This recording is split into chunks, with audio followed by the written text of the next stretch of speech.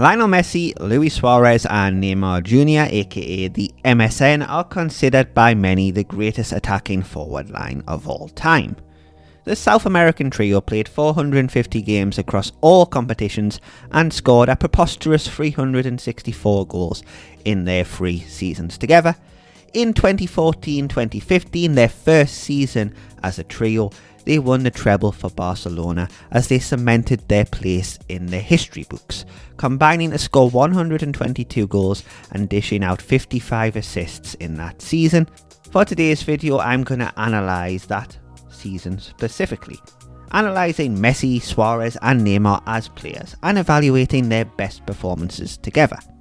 Let's start with Lionel Messi. In his age 27 season, Messi was the head of the snake and the main goal scoring threat. Despite playing alongside Suarez and Neymar, goals still came almost effortlessly for Messi. He just scored within the flow of the match, always finding or creating space.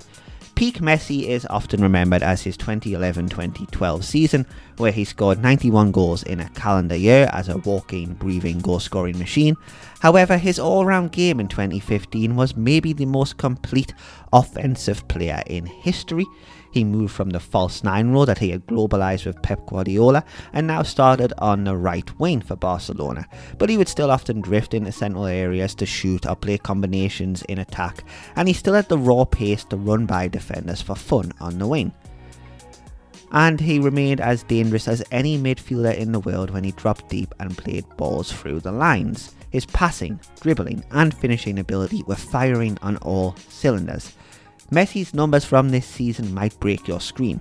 In all competitions he had 58 goals and 27 assists in 57 appearances. Oh, and he also scored this goal in the Copa del Rey final. It's a brilliant run from Messi. Did he go all the way? Luis Suarez, his age 27 season. This was Suarez's first season as a Barcelona player, and although he would go on to become Barcelona's third highest scorer in history, ending his time there with 198 goals in 283 games, in his debut season he was more than happy to be the third option in Barca's attack, and he still managed 25 goals and 21 assists in all competitions. Suarez knew he would, to use a basketball expression, get his within the flow of the offence.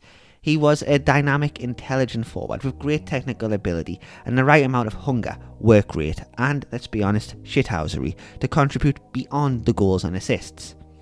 That bedding in period didn't deter Suarez from the following season, 2015-16, becoming the first player since 2009 to break the Messi and Ronaldo duopoly by finishing top goal scorer in La Liga with 40 goals. He was a tenacious force of nature who in his prime could score any type of goal. Neymar, his age 22 season. This you could argue was the apex version of Neymar, a combination of ridiculous talent and the mentality to be a team player and learn from the greatest player of his era and possibly all time, Messi. Playing on the left wing, he scored 39 goals in all competitions in 2014-2015, and this represents Neymar's best goal-scoring season of his career, still to this day. He also made history by becoming the first person to score in every single knockout game of the Champions League. Neymar is most commonly associated with his dribbling. He is, after all, a walking bag of tricks. While Messi is seen as more of a pure dribbler who beats players with bursts of explosive speed and acceleration, using body feints and inside-outside cuts to create space, Neymar is more about unpredictability. He beats defenders with stepovers, with speed, feinting one way then driving past you another. He dances with the ball at his feet. He kept defenders on their toes. He was the most entertaining player in world football to watch in 2015. As a playmaker, Neymar's passing has often been underrated. He is a world-class creator whose vision, creativity and feel for the game makes him impossible to game plan for. Here are a couple of my most iconic games from that season. The first one, the Champions League semi-final, Barcelona 3, Bayern Munich 0.